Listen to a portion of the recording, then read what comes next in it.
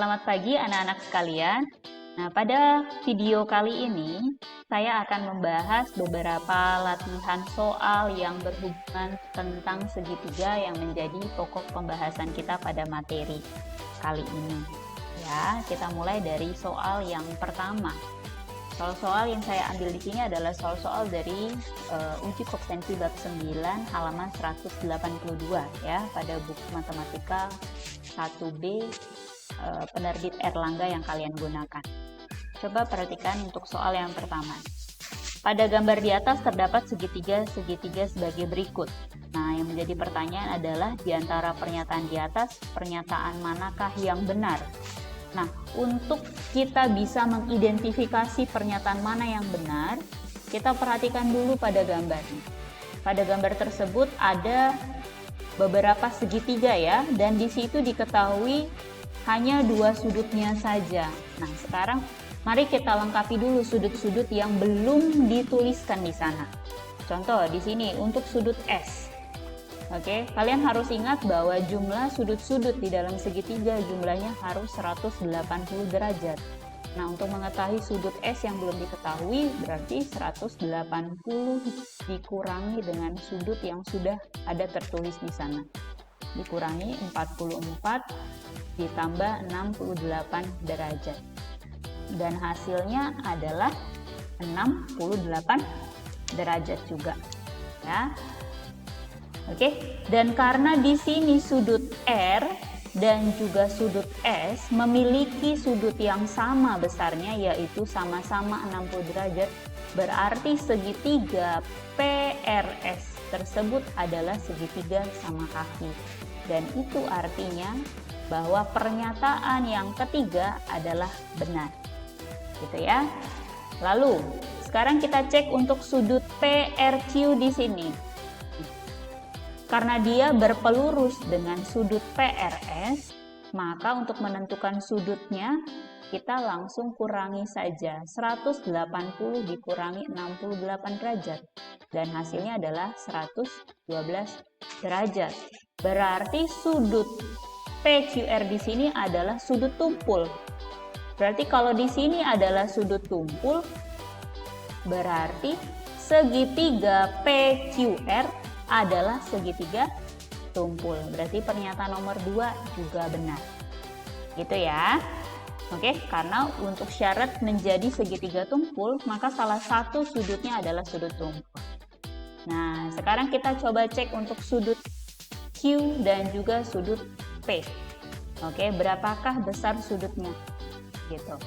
Nah, coba diperhatikan di sini bahwa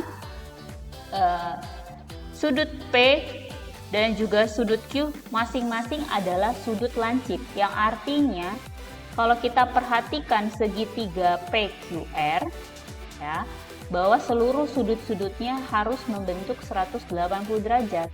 Maka di situ ketika kita jumlahkan sudut P ditambah sudut Q ditambah dengan sudut PRQ yang sudah kita ketahui tadi ya, yang totalnya adalah 180 derajat, maka di situ kita dapat bahwa sudut P tambah sudut Q sama dengan 180 dikurangi PRQ yang sudah kita dapat tadi, 112 derajat.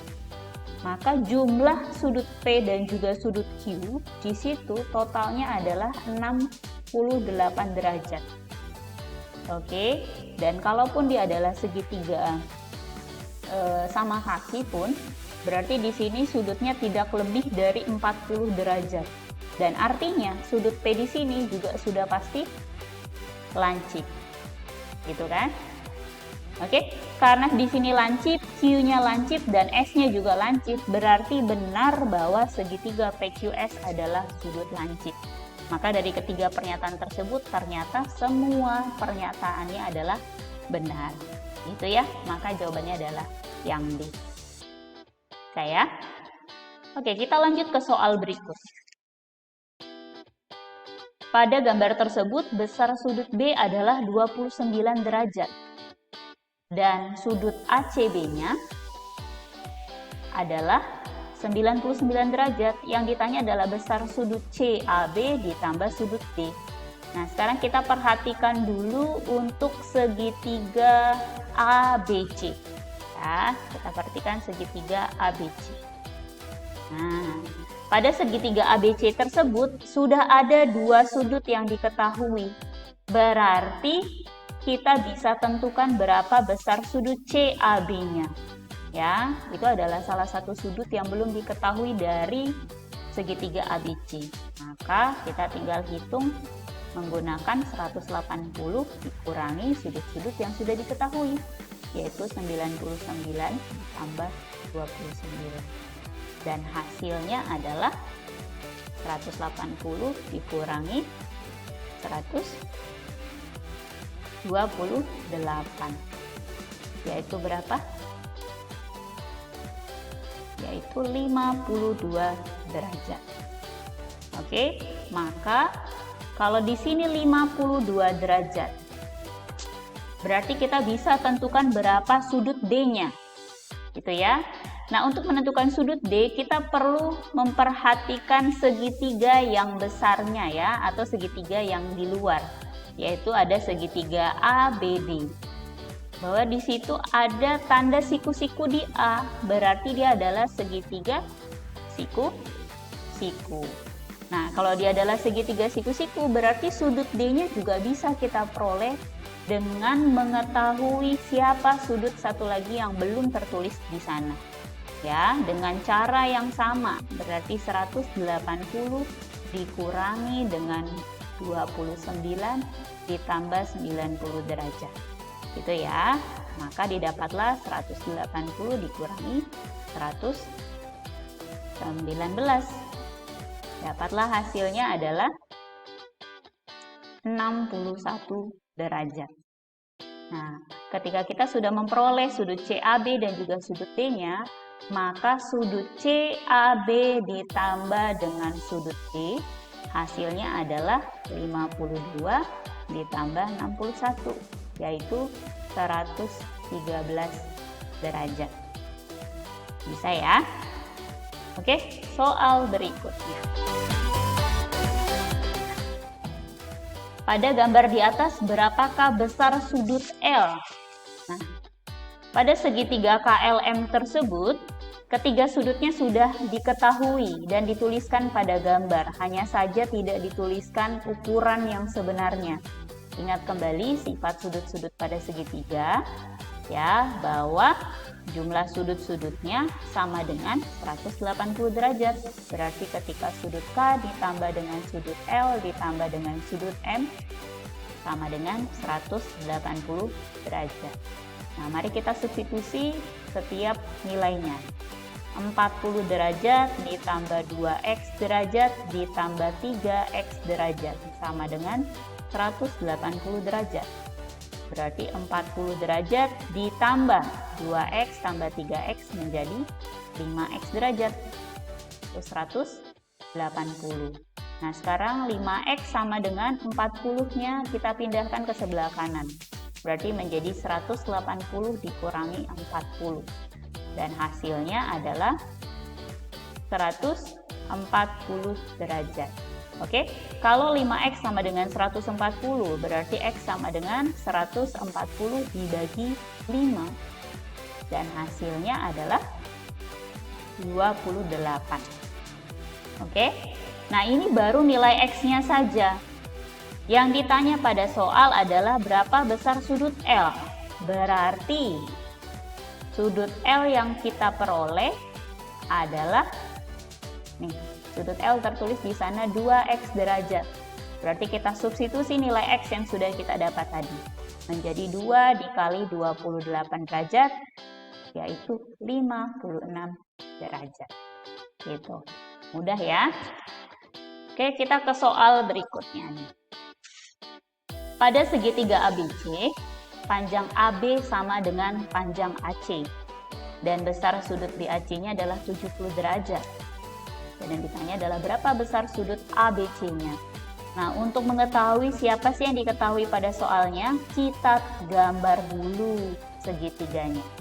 Oke, penggambarannya pun disesuaikan dengan apa yang diketahui ya. Kalau di situ dituliskan AB sama dengan AC, Maka titik A-nya kita tulis di atas supaya terlihat bahwa AB sama dengan AC. Nah, itu artinya segitiga ABC di sini adalah segitiga sama kaki. Gitu ya. Karena ada dua sisi yang sama panjang. Nah, kita tuliskan sekarang sudut BAC-nya di atas, di puncak, adalah 70 derajat. Dan yang ditanya adalah berapa besar sudut ABC-nya. Berapakah di sini? Nah, sekarang kalau ini adalah segitiga sama kaki, berarti besar sudut ABC-nya akan sama dengan sudut ACB-nya, ya. Oke, karena selain mempunyai dua kaki atau dua sisi yang sama panjang, segitiga sama kaki juga mempunyai dua sudut yang sama besarnya. Gitu. Sehingga kita cari menggunakan 180, kita kurangi dengan yang sudah diketahui di sana, yaitu 70 derajat. Gitu ya. Ini adalah gabungan dari sudut ABC dengan sudut ACB. Berarti kalau kita mau tahu satu saja, kita bagi dua. Sehingga diperolehlah 110 dibagi 2. Dan hasilnya adalah 55 derajat. Gitu. Oke? Mudah bukan? Nah, kita ke soal berikut. Pada gambar di atas, panjang PS sama dengan panjang PR sama dengan panjang RQ. Berarti di situ ada dua buah segitiga sama kaki ya, Nak. Oke, kalau besar PSR-nya 64 derajat. Berapakah nilai X ditambah Y? Nah, sekarang coba kita perhatikan terlebih dahulu segitiga PRS. Ya, di mana dia juga adalah segitiga sama kaki. Oke. Nah, karena dia adalah segitiga sama kaki di mana panjang PS-nya sama dengan panjang PR, berarti kalau di S sudutnya 64 derajat, maka di sini pun di R juga 64 derajat. Berarti kita bisa tahu nih berapa besar sudut SPR-nya, gitu ya. Berarti sudut SPR itu sama dengan 180 dikurangi sudut yang sudah diketahui tadi, ya, yaitu 64 ditambah 64. Dan besarnya adalah 4Y. Oke, tertulis loh di sana 4Y. Nah, kita mau cari Y-nya berapa? Berarti 180 dikurangi 128 sama dengan 4Y. Nah, kita kurangi, hasilnya adalah 52 sama dengan 4Y. Berarti kalau 52 sama dengan 4Y, Y-nya sama dengan 52 dibagi 4. Dapatlah Y-nya sama dengan 13. Itu baru Y-nya saja. Oke. Nah, sekarang kalau sudut SRP atau PRS sama itu ya, sama dengan 64. Berarti kita bisa tahu nih pelurusnya berapa. Yaitu 180 dikurangi 64 ya, Nak. Yaitu berapa? 116. Oke. Nah, kalau di sini adalah sudutnya 116 derajat. Oke, berarti kita bisa tahu berapa kaki-kaki sudutnya. Ya, karena PR sama dengan RQ, berarti sudut 4X-nya bisa kita peroleh dari 180 dikurangi 116 dibagi 2.